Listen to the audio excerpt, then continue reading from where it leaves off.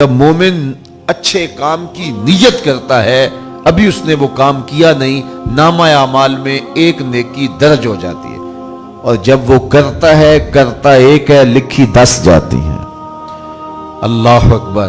اور یہ اللہ تعالیٰ شرف بخشا ہے امت محمدیہ کو۔ علی صاحب الصلوات۔ جب حضرت موسیٰ علیہ السلام نے اس امت کے تذکروں میں پڑھا الواح تورات میں، تو انہوں نے آرزو کی تھی، 9 تمنائیں کی تھی حضرت موسیٰ علیہ السلام نے۔ ابن عساکر نے اپنی سند کے ساتھ اس حدیث کو ذکر کیا ہے، ان میں سے ایک آرزو یہ بھی تھی کہ اے اللہ، ایک ایسی امت ہے اگر وہ نیکی کی نیت کرے گی تو نیکی لکھ لی جائے گی، اور اگر وہ کرے گی ایک، لکھی 10 جائیں گی۔ فجعلھا امتی، وہ امت میری امت بنا دے۔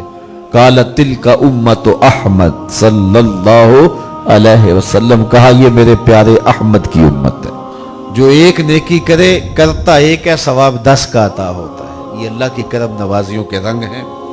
تو کہا اعمال کا دار و مدار نیت پر ہے، ہم اپنی نیتوں کے حسن کا اہتمام کریں، جو تھوڑا بھی عمل کریں لیکن نیت کی خوبصورتی ہو تو پھر وہ عمل ہوگا۔ اللہ طیب ہے، طیب کو پسند کرتا ہے، اور صرف اسی عمل کو پسند کرتا ہے جو اس کی رضا کے لیے کیا جائے۔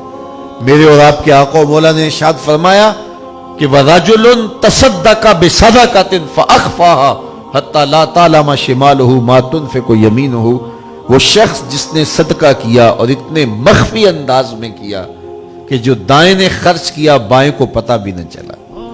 قیامت کے دن جب کوئی سایہ نہیں ہوگا، اللہ اس شخص کو اپنے عرش کا ٹھنڈا سایہ عطا فرمائے۔ غرباء کی مدد کریں، لیکن اگر آپ خلوص نیت کے ساتھ نہیں کر سکتے تو کسی کی غربت کا مذاق بھی نہ اڑائیں، اس طرح کسی کی تذلیل نہ کریں۔ آپ ایک خاندان اپنے ذمے لے لیں، اگر یہ اہتمام ہو سکتا ہے کہ اس کو بھی نہ پتا چلے کہ یہ میرے گھر میں یہ اہتمام کہاں سے ہوا، اگر ایسا بھی ہو جائے تو بہت اچھا ہے، لیکن اگر یہ نہیں ہو سکتا تو کم از کم اس کا اور تمہارا راز ہونا چاہیے، اور درمیان میں جاننے والی ایک ہی ذات ہو اور وہ رب کی ذات ہو، تو پھر دیکھنا اس سے قلب کو سکون اور روح کو راحت اور اس کا اجر کتنا نصیب ہوتا ہے۔ لیکن آج ہمارے عمل ریاکاری سے ملوث ہو گئے ہیں۔